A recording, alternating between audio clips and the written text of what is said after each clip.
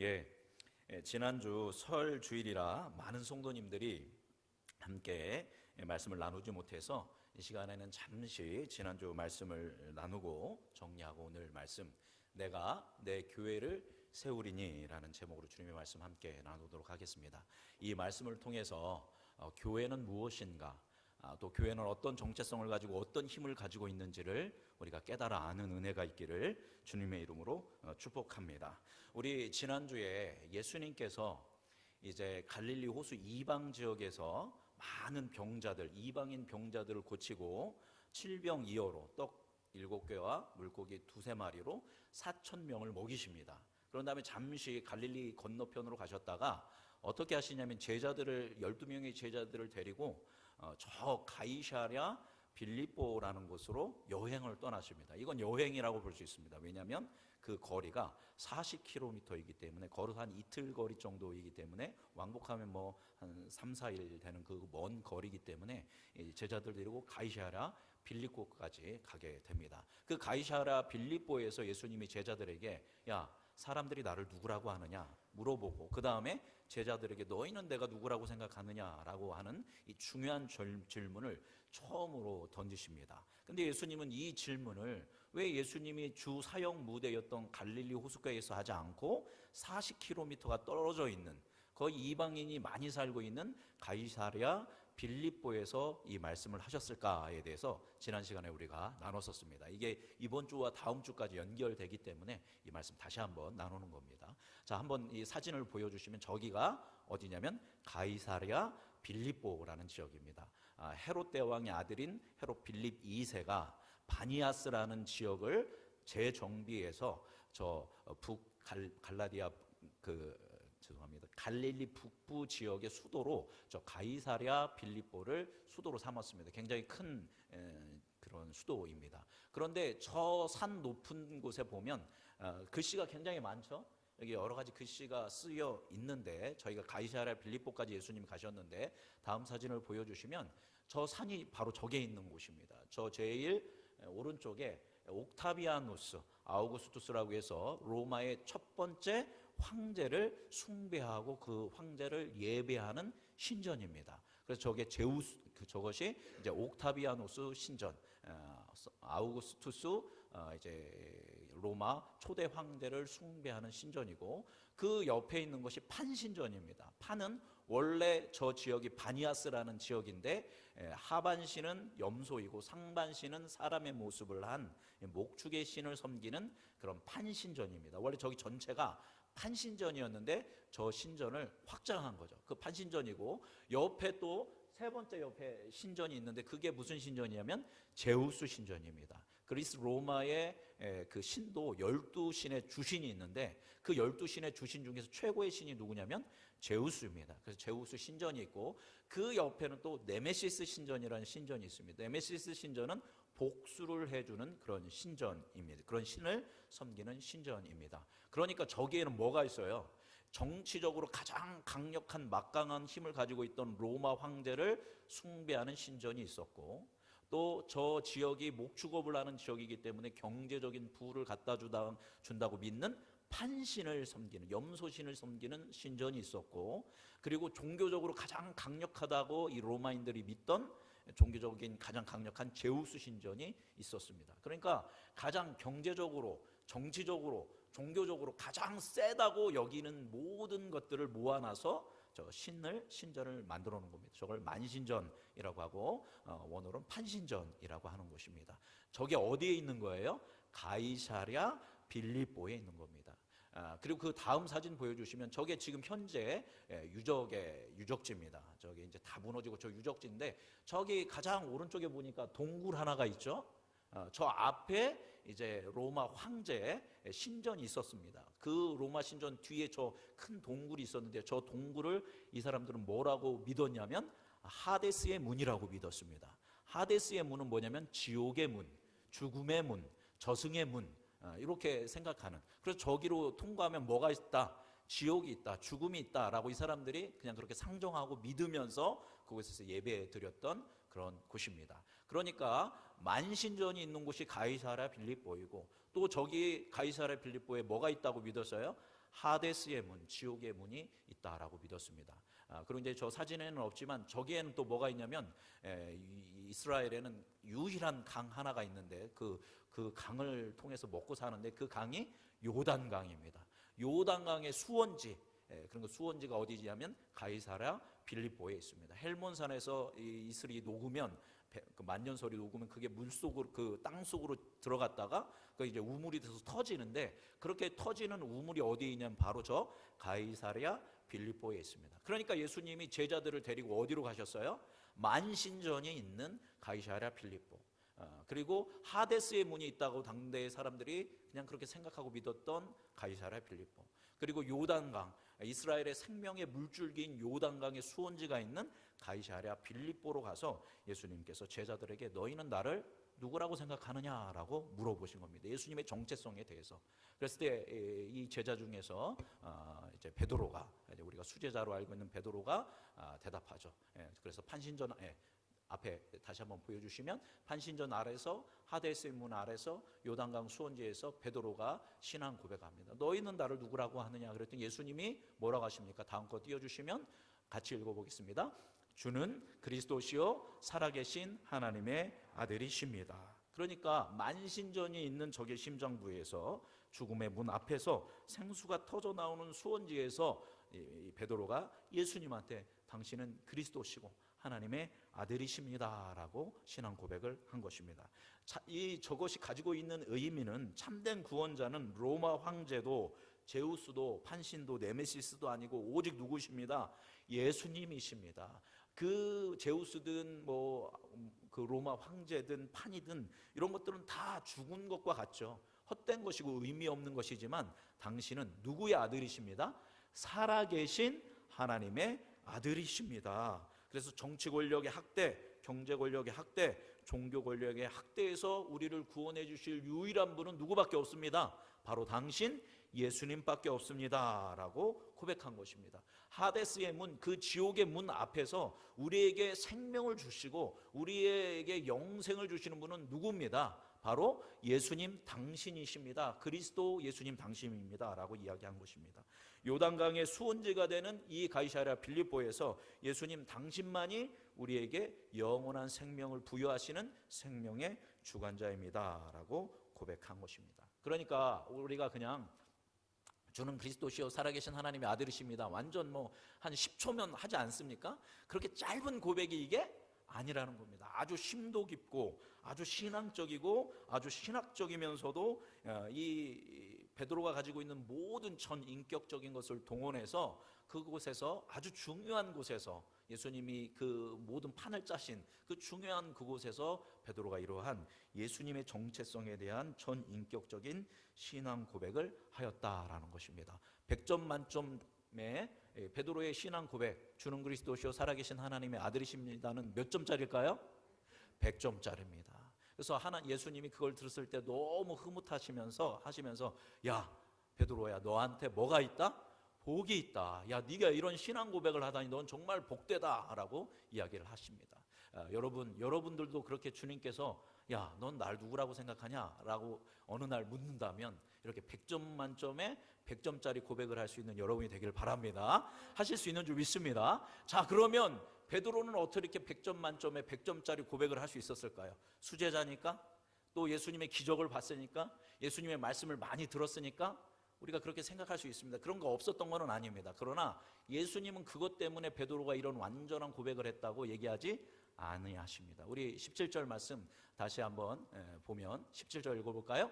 예수께서 대답하여 이르시되 바요나 시몬아 내가 복이 있도다. 이를 내게 알게 하니는 혈육이 아니요 하늘에 계신 내 아버지시니라. 아멘.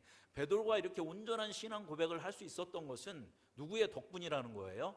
하나님의 덕분이라는 것입니다. 하나님의 영이신 성령께서 계시하여 주셨기 때문에 이런 온전한 고백을 이 가이사랴 빌립보에서 이 중요한 시점에 베드로가 온전한 신앙 고백을 했고, 그 신앙 고백을 계승해서 우리도 지금 주는 그리스도시요 살아계신 하나님의 아들이십니다라고 고백할 수 있다라는 것입니다. 여러분도 베드로처럼 여러분에게, 제자들에게처럼 어느 중요한 시점에 우리 권사님들에게, 집사님들에게, 성도님들에게, 청년들에게, 우리 중고등부 친구들에게 야, 너는 나를 누구라고 하느냐라고 할 때 여러분이 신앙 고백을 해야 할 때가 있다라는 겁니다. 어디에서요? 오늘 말씀을 보면 어디에서? 가이사랴 빌립보에서, 그 만신전에서, 그 지옥의 문 앞에서, 그 생수의 근원지에서, 그 중요한 곳에서 중요한 사람들과 함께 있을 때, 야, 우리 예수님은 그리스도시고 살아계신 하나님의 아들이고 우리의 유일한 구원자야 라고 하는 100점 만점짜리 고백을 해야 할 때가 있다 없다? 반드시 여러분이 생길 거라는 겁니다. 그때가 우리가 전도할 중요한 기회이죠. 근데 여러분이 주저하고 내가 그리스도인인 걸 숨기거나 나는 복음에 대해서 잘 몰라 한다든가 나는 좀 말하기가 어려워 이렇게 물러서는 것이 아니라 베드로처럼 주는 그리스도시요 살아계신 하나님의 아들이라는 고백, 똑같지는 않더라도 그 상황에 맞는 고백을 온전히 드려서 그 고백을 듣는 사람들이 주께 돌아오고 생명을 얻는 그런 역사를 일으키는 참된 고백을 할 수 있는 여러분이 되기를 바랍니다. 그러하기 위해서는 여러분이 열심히 기도하고 성경 공부 물론 그거 해야 합니다. 그거를 통해서 되는 것이 아니라 누가 주시는 지혜로, 하나님이 주시는 지혜로, 하나님이 주시는 권능으로 이것이 이루어진다라는 겁니다.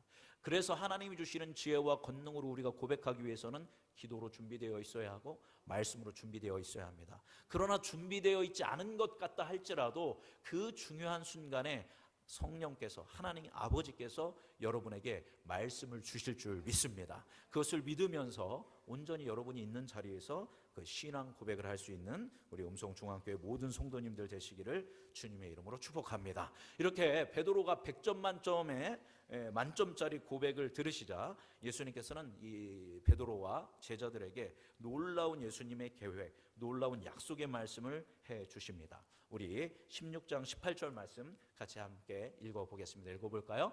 또 내가 내게 이르노니 너는 베드로라. 내가 이 반석 위에 내 교회를 세우리니 음부의 권세가 이기지 못하리라. 아멘. 이 고백을 들으신 다음에 예수님께서 이 반석 위에 뭐를 세울 것이다? 내 교회를 세울 것이다. 여러분, 성경에서 교회, 원어로는 에클레시아인데 이 에클레시아는 세상에서 부름받은 사람들의 모임이라는 뜻입니다. 이 교회 건물 땅을 얘기하는 게 아니에요. 우리 음성중앙교회는 이 교회 건물을 얘기하는 것이 아니라 지금 세상 속에서 예수님의 이름으로 부름받아서 모인 우리를 뭐라고 한다라는 거예요? 교회, 에클레시아라고 합니다. 제가 질문 던지겠습니다. 성경에서 에클레시아, 교회라는 단어가 처음으로 나온 본문이 어딜까요? 자, 이렇게 질문 던지는 데는 이유가 있겠죠? 모르신다고 하지 마세요. 여러분 보고 계세요. 처음으로 교회라는 단어가 나오는 데는 어디 몇 장 몇 절일까요? 마태복음 16장 16 딩동댕 맞습니다. 16장 바로 18절에서 처음으로 교회라는 단어가 나옵니다. 자, 그런데 저 교회 누가 세운대요? 여러분, 교회 사도들이 세웠을까요? 아닙니다. 본문 말씀 계속 보여주시면 다음 말씀, 다음 아까 그 PPT가 있습니다. 반석 위에 세운 교회. 저기 보면 누가 교회를 세운대요? 내가 교회를 세운대요. 여기서 내가는 누굽니까? 예수님입니다. 예수님이 교회를 세우신다라는 거예요. 그러니까 교회의 설립자는 누구다? 예수님이다라는 겁니다. 자, 누구의 교회를 세운대요? 내 교회를 세운대요. 여기 내 교회는 누굴까요? 예수님을 이야기합니다. 예수님께서 예수님의 교회를 세우신다라고 이야기하십니다. 그러니까 교회의 주인은 누가 되는 겁니까? 우리 음성중앙교회 주인은 누굽니까? 예수님이십니다. 목사도 성도도 주인이 아니라 이 교회에 세우시고 이 교회를 이끄시고 이 교회를 설립하시고 이 교회의 주인은 누구다? 예수님이다라고 이야기하고 있습니다. 그러니까 교회는 철저하게 누구 중심이 되어야 돼요? 예수님 중심이 되어야 한다라는 것입니다. 그런데 이 교회를 보니까 어디 위에 세운다라고 쓰여 있습니까? 이 반석 위에 교회를 세운다라고 이야기합니다. 저기에서 저 반석은 원어로 페트라입니다. 페트라 들어보신 적 있으실 건데 페트라인데 천주교에서는 뭐라고 하냐면 베드로야, 너는 베드로다. 내가 이 반석 위에 교회를 세울 거다라고 하는데 저 반석을 베드로라고 해석을 합니다. 그래서 교황권을 이제 교황이 성경과 동일한 권리를 그 권한을 가지고 있습니다. 그래서 교황이 성경의 정경과 외경도 선택할 수 있고 교황이 이 사람을 죄인이다 죄인이 아니다 판단도 할 수 있는데 그 권력이 어디에서부터 오냐면 베드로부터 오는데 그럼 베드로한테 누가 그 권력을 줬느냐 그 권세를 줬냐 예수님이 줬다. 왜냐하면 너는 베드로다. 이 반석 위에 내 교회를 세울 거다. 근데 저 반석이 뭐냐면 페트라인데 베드로도 원래 이름이 시몬이죠. 시몬의 이름을 너를 게바라고 하겠다. 근데 그 게바가 헬라어가 되면 페트로스가 됩니다. 페트로스를 우리말로 베드로라고 번역한 겁니다. 그래서 베드로를 우리말로 얘기하면 반석이라는 뜻입니다. 돌, 반석. 그러니까 베드로를 볼 때 반석아, 우리 이름으로 보면 반석아 부르는 겁니다. 우리가 베드로 사도를 우리말로 해석하면 반석 사도님 이렇게 되는 겁니다. 그죠? 그러니까 베드로도 페트로스 그리고 반석도 페트라니까 비슷한 거 아니냐. 그러니까 결국 베드로가 이 반석이다. 그래서 예수님께서 베드로를 기반으로 해서 그 위에 뭐를 세운다? 교회를 세운다라고 했다. 그래서 모든 권위는 베드로 수제자에게 있고 그 수제자의 권위를 다음 교황이 로마 교황이 이어받아서 우리가 지금 이렇게 로마 교회가 천주교가 생긴 거다. 이렇게 그들은 해석을 하게 됩니다. 전혀 일리가 없는 거는 아닙니다. 왜냐하면 페트로스와 페트라는 다른 단어이기는 하지만 어원은 비슷하니까요. 또 그리고 여러분 최초로 예수님의 죽으심과 부활과 구원자 되신 이 복음을 이 케리그마를 선포한 설교자가 누구냐면 베드로입니다. 베드로가 처음으로 이 복음 설교를 해서 몇 명이 돌아와요? 3,000명이 돌아오고 그 다음에는 5,000명이 돌아옵니다. 그래서 뭐가 형성되냐면 초대교회가 강력하게 형성되는데 그 공로를 따지고 보면 사람으로 본다면 누가 열심히 한 거예요? 베드로가 했습니다. 그리고 이방인에게 복음 전하는 것도 물론 빌립이 먼저 전하기는 했지만 고넬료에게 베드로가 복음을 전하고 그래서 초대교회가 이방인에게 복음을 전해야 하느냐 말아야 하느냐 이때 굉장히 중요한 역할 이방인에게도 복음을 전해야 한다 이 역할을 누가 했냐면 베드로가 합니다. 야 고넬료의 집에서 내가 설교하고 있는데 성령이 임해서 그들이 방언하고 성령이 역사한다. 근데 내가 그걸 어떻게 막냐?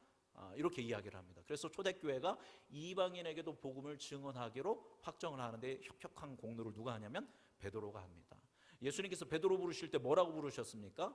내가 너를 사람 낚는 어부로 삼겠다라고 이야기했고 마지막에도 베드로에게 네가 나를 사랑하느냐? 네 사랑합니다. 그럼 내 양을 뭐 해라? 쳐라. 내 양을 먹여라. 이렇게 가르칩니다. 그러니까 초대교회는 어떻게 보면 누구의 그 활약이 많이 있냐면 베드로의 활약이 많습니다. 그래서 저 말씀이 저 반석 위에가 베드로와 연결되지 않는다고 보기에는 조금 어려울 수도 있습니다. 어느 정도 연관이 있습니다.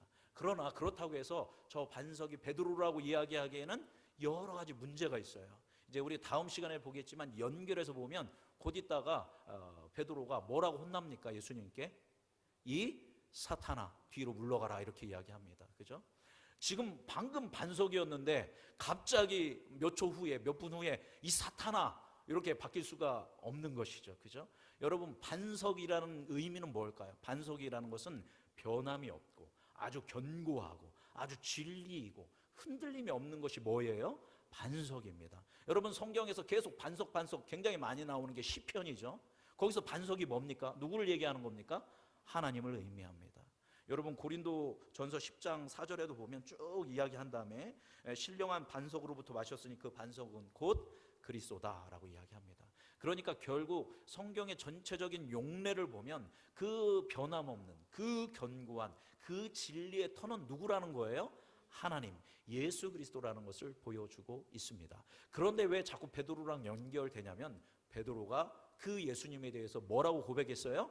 주는 그리스도시요 살아계신 하나님의 아들이시다라는 베드로의 고백이 있었다라는 겁니다. 예수님께서 그 베드로의 온전한 신앙 고백의 반석 위에 뭐를 세우시겠다라는 거예요?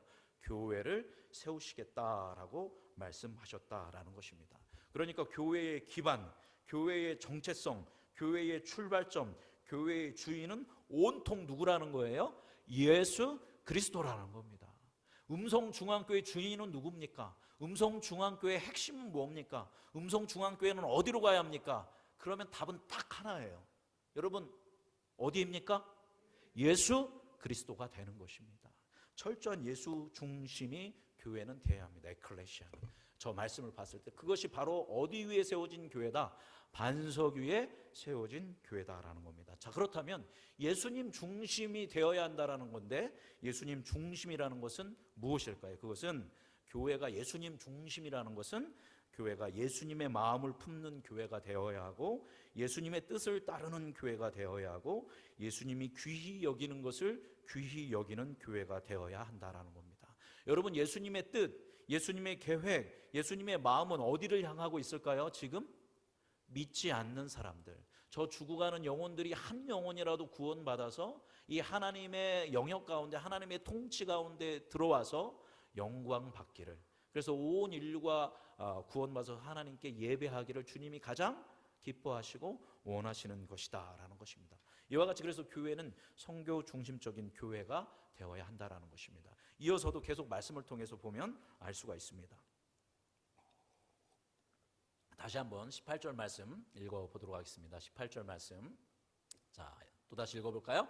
또 내가 내게 이르노니 너는 베드로라. 내가 이 반석 위에 내 교회를 세우리니 음부의 권세가 이기지 못하리라. 자, 이제 이 반석이 어떤 의미인지 정확히 아셨죠? 그죠? 베드로와 연관이 없는 것은 아닙니다. 베드로의 신앙 고백의 반석, 그 진리의 터, 그 예수 그리스도의 복음 위에 교회가 세워지는데, 이 교회는 강력한 교회예요. 왜냐하면 뭐가 이 교회를 이기지 못한대요? 음부의 권세가 이 교회를 절대 이길 수 없다라고 예수님께서 말씀하셨습니다. 그런데 저게 원어로 보면 저게 음부의 권세가 아닙니다. 다음 사진 보여주시면 저거는 음부의 권세가 아니라 음부의 문이라는 뜻을 가지고 있습니다. 저 음부를 뭐라고 해석할 수 있냐면 죽음. 그러니까 원어로 이야기하면 저거는 음부의 권세가 아니라 하데스의 문입니다. 하데스의 문. 어디서 들어보신 것 같지 않으세요? 하데스의 문? 그죠? 아까 방금 들으셨잖아요. 어디에 하데스의 문이 있다라고 믿었다? 가이사랴 빌립보에 그 옥타비아누스 그 황제 신전 뒤에 있는 그 동굴을 사람들이 하데스의 문이라고 생각했는데, 그 하데스의 문은 뭐냐면 음부의 문, 죽음의 문, 지옥의 문, 사망의 문, 저승의 문, 이런 뜻을 가지고 있습니다. 근데 왜 우리 성경은 그런 하데스의 문, 죽음의 문, 사망의 문이라고 하지 않고 왜 음부의 권세로 했냐? 이 문은 고대 사회에서는 뭐를 얘기하냐면 권세를 의미하는 그런 부분이 있습니다. 자, 옆에 그림 보이시죠? 저 그림이 그 그림이 아니죠.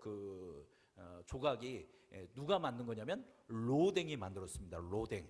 여러분, 로댕 하면 생각나는 그 조각 작품 있지 않습니까? 이렇게 하고 있는 거, 그죠? 생각하는 사람. 그게 로댕의 작품인데, 그 생각하는 사람이 어디 있냐면 저 세 사람 바로 밑에 보이세요? 이렇게 정면으로 이렇게 하고 있습니다. 저게 로댕의 생각하는 사람인데, 원래 생각하는 사람의 작품은 저 지옥의 문이라고 하는 데에 한 그 부분입니다. 저게 이제 그 로댕이라는 사람이 단테의 신곡이라는 책을 통해서 그것을 영감을 받아서 저 하데스의 문을 만들었습니다. 보기에는 짧아 보이지만 조금 찌그러져 있긴 하지만 저 문 높이가 몇 미터냐면 6m입니다. 6m. 조그만 보이죠? 조그만 보이지만 어마어마하게 큽니다. 근데 로댕도 꽤 크죠. 6m의 문으로 저거를 로댕이라는 사람이 지옥에 대해서, 그래서 저 안에 있는 것들이 지옥의 그림입니다. 지옥의 이제 그 조각들을 만들어서 만든 것이 저 하데스의 문, 지옥의 문이다라는 작품입니다. 그러니까 저 지옥의 문이, 그죠? 저 죽음의 문이 뭐를 이길 수가 없다? 교회를 절대로 이길 수가 없다라고 예수님이 말씀하셨다라는 것입니다. 자, 그러면 저 문이 의미하는 것이 무엇이냐? 자, 저기 우리 글씨가 작긴 한데 창세기 22장 17절 말씀 함께 저와 함께 읽어보도록 하겠습니다. 안 보이시는 분은 들으시면 되겠습니다. 내가 내게 큰 복을 주고 내 씨가 크게 번성하여 하늘의 별과 같고 바닷가의 모래와 같게 하리니 내 씨가 그 대적의 성문을 차지하리라 라고 이야기합니다. 저거는 그 아브라함이 아들을 바치려고 했을 때 하나님께서 멈추라고 하면서 축복으로 아브라함에게 주신 말씀입니다. 네 씨가 나중에 번성해서 뭐를 차지하게 될 것이다? 대적의 성문을 차지하게 될 것이다 라고 하나님께서 아브라함에게 해주신 말씀입니다. 저 대적의 성문 얘기하시는 하데스의 문은 뭐냐면 두꺼운 성벽으로 둘러싼 요새의 성문을 의미하고 난공불락의 감옥의 견고한 성문을 의미합니다. 감옥의 문은 어마어마하게 크고 견고하지 않습니까? 도망치면 안 되니까. 자, 그런데 바로 그것은 무엇이냐면 죽음의 권세, 사단의 권세, 이 성에서 왕노릇하는 그 사단의 권세가 죽은 자들을 가두어 놓고 있는 것을 의미하는 겁니다. 그래서 죽음의 권세가 수많은 사람들을 그 자신의 권세 속에, 죽음의 권세에 가두어 놓고 문을 딱 뭐 한 거예요? 걸어 잠근 겁니다. 그게 뭐의 문이에요? 하데스의 문, 죽음의 문, 저승의 문, 지옥의 문인 겁니다. 그렇게 수많은 영혼들이 어디 가운데 있는 거예요? 지금 지옥의 권세, 사단의 권세 가운데 있다라는 것입니다. 사실 지금 어디에 그런 사람들이 많아요? 우리 주위에 엄청나게 많습니다. 뭐를 믿지 않는 사람들? 예수 그리스도를 믿지 않는 사람들, 예수 그리스도를 구원자로 받아들이지 않고 하나님을 믿지 않는 사람들은 지금 어디에 갇혀 있는 거예요? 하데스의 문에, 지옥의 문에 지금 갇혀 있다라는 겁니다. 자, 그런데 예수님께서 뭐를 세우셨어요? 주님의 몸된 교회를 세우셨습니다. 이 반석교회. 예, 다음 그림 한번 집사님 보여주시겠습니까? 저기 보이죠? 지금 두 사람이 손잡고 기도하고 있는데, 저와 같이 예수 그리스도의 부르심을 받고 세상 속에서 예수 그리스도의 이름으로 모인 사람들이 반석교회에 뭐를 세운 겁니까? 주님의 몸된 교회를 세웠습니다. 그 반석은 뭐라고요? 주는 그리스도시요 살아계신 하나님의 아들이십니다 라는 교회가 강력하게 세워졌습니다. 그런데 다음 사진을 보면 뭐의 문이 있어요? 지옥의 문, 하데스의 문이 있는 겁니다. 어둠의 권세가, 이 세상의 신, 이 세상의 임금, 어둠의 권세, 사단의 권세가 수많은 영혼들을 저 하데스의 문에, 그 죽음의 권세 안에 가두어 놓고 풀어주지 않고 있는 것입니다. 자, 그렇다면 교회는 뭐를 해야 할까요? 아까 저 위에 말씀이 있죠. 그 대적의 성문을 뭐 해라? 대답해 주시겠습니까? 그 대적의 성문을 뭐 해라? 차지하라 라고 이야기합니다. 취하라, 차지하라 라고 말씀하십니다. 그 씨가 저것을 차지하게 될 것이다 라고 했는데, 바로 그 씨는 누구를 얘기하는 겁니까? 예수 그리스도를 의미하는 것이고, 그 예수 그리스도의 씨가 번성해지는 것은 누구를 얘기하는 거예요? 교회를 의미합니다. 자, 그래서 다음 사진 보면 교회는, 그 씨가 잘 안 보이죠? 대적의 문을 뭐 해야 한다? 취해야 한다라는 겁니다. 그래서 교회는 뭐 해야 해도 저 어둠의 권세를 파해야 합니다. 그 다음 사진을 보면, 그러나 그 저 어둠의 권세는, 저 죽음의 권세는, 저 죽음의 문은 교회에 뭐를 행사할 수가 없어요? 영향력을 행사할 수가 없다라는 겁니다. 왜냐하면 교회는 뭐 위에 세워졌어요? 주는 그리스도시요 살아계신 하나님의 아들이시다라는 신앙의 고백, 그 진리의 터 위에, 그 복음의 터 위에, 그 예수 그리스도의 위에 세워진 주님의 몸된 교회이기 때문에 어둠의 권세, 사단의 권세는 교회에 어떠한 영향력도 행사할 수 없다라는 겁니다. 궁극적으로 우리를 이길 수 있다 없다? 없다라는 겁니다. 그 다음 사진을 보면 밑에 같이 읽어보겠습니다. 교회의 사명은 여호수아의 역사처럼 사단이 왕국의 대문을 깨뜨리면서 그 안으로 공격해 들어가 하나님의 나라를 이 땅에 확장하는 것이다 입니다. 여러분, 저것이 이루어졌던 세대가 성경을 보면 여호수아의 세대입니다. 여호수아의 세대 때 그 여호수아가 정복했던 가나안 땅은 완전 뭐의 땅이었냐면 죽음의 땅이었고 하데스의 땅이었고 어둠의 권세의 땅이었다라는 겁니다. 그러나 모세를 통하여, 여호수아를 통하여, 이스라엘 백성을 통하여 저 땅을 정복한 겁니다. 저 대적의 성문을 취해서 저곳에 하나님의 나라가 세워지고 우상 숭배가 만연했던 저곳에 하나님을 예배하는 그런 공동체로서 변화되는 역사가 여호수아를 통해서 이루어졌다라는 것입니다. 그런데 이제 저것은, 여호수아의 세대는 예수 그리스도의 세대의 예표이고 지금 교회의 예표와 같은 의미이다라는 것입니다. 자, 그렇다면 이제 우리가 좀 정리를 여기서 해본다면 교회는 어떤 공동체인가라는 것입니다. 우리가 생각할 때 교회는 사탄의 권세로부터, 세상의 권세로부터 어떻게든 한 사람이라도 빼앗기지 않기 위해서 하나님의 백성을 보호하는 그런 노아의 방주와 같아서 여기에 들어오는 사람은 살고 못 들어오는 사람은 죽기 때문에 어떻게 해서든 여기 들어오게 하고 여기를 방어하려고 하는 그런 방어적인 개념이 예수님의 디자인이 아니라는 겁니다. 그것이 아니라 그럼 방어적으로 교회는 세상이 우리를 공격하면 어떻게 하지? 세상이 우리 교회를 핍박하면 어떻게 하지? 우리를 넘어뜨리면 어떻게 하지? 이게 아닙니다. 사탄이 우리를 분열하게 하고 우리 교회를 시험에 들게 하면 어떻게 하지? 우리는 그렇게 두려움에 떨을 필요가 없습니다. 왜냐하면 음부의 권세가 이기지 못하리라라고 예수님이 약속해 주셨거든요. 오히려 우리는 대적의 성문을 뭐 해야 돼요? 차지해야 한다라는 겁니다. 교회는 그 방어하는 곳에서 급급해하는 것이 아니라 반대로 사단의 권세로부터 하나님의 백성을 구해내는 전진 기지가 바로 교회라는 것입니다. 저 대적의 성문, 저 어둠의 죽음의 하데스의 문을 깨트리고 하나님의 나라를 확장해 나아가는 공동체가 바로 그 생명 공동체가 교회이고 예수님께서 원래 디자인하신 교회의 모습이다라는 것입니다. 어느 공동체가 그랬냐면 초대교회가 그랬습니다. 여러분, 초대교회가 서로 숨어가지고 우리 걸리면 어떻게 하지? 우리끼리만 몰래 예배하자 이러지 않았습니다. 초대교회 성도들이 어떻게 했습니까? 나아가서 적극적으로 복음을 증언했습니다. 복음을 증언했더니 어떻게 돼요? 핍박을 받습니다. 감옥에 갇힙니다. 순교합니다. 멈추니까 멈추지 않습니까? 멈추지 않습니다. 계속 믿음으로 전진했다라는 겁니다. 초대교회는 방어적이지 아니하고 오히려 복음을 들고 어둠의 권세를 파하며 그 지옥의 문을 깨트리며 거기에서 죽어가고 있는 영혼들을 살리기 위해서 힘썼고, 그렇게 해서 초대교회는 부흥하면서 하나님의 나라는 확장되어졌다라는 것입니다. 바로 이런 일을 우리 음성중앙교회가, 그리고 이 지역에 있는 교회가, 이 민족에 있는 교회가, 이 세상에 있는 교회가 이러한 교회의 역할을 감당할 수 있는 은혜가 있기를 간절히 축복합니다. 우리가 그러한 교회를 세우기 위해서 우리가 나아가야 합니다. 그런데 중요한 것은 그러한 능력 있는 교회, 그러한 대적의 문을 취하는 교회가 되기 위해서는 먼저 뭐가 바탕이 되어야 합니까? 주는 그리스도시요 살아계신 하나님의 아들이시라는 철저한 흔들림이 없는 예수 그리스도 중심의 믿음의 고백이 누구에게 있어야 돼요? 우리 한 사람 한 사람에게 있어야 한다라는 겁니다. 그 예수께서 온 세상을 구원하실 것이라는 그 온전한 신앙 고백 위에 우리는 이와 같이 대적의 문을 취하면서 주님의 영광을 드러내면서 나아가는 역사를 일으킬 수 있는 줄 믿습니다. 우리 19절 말씀 같이 읽어보도록 하겠습니다.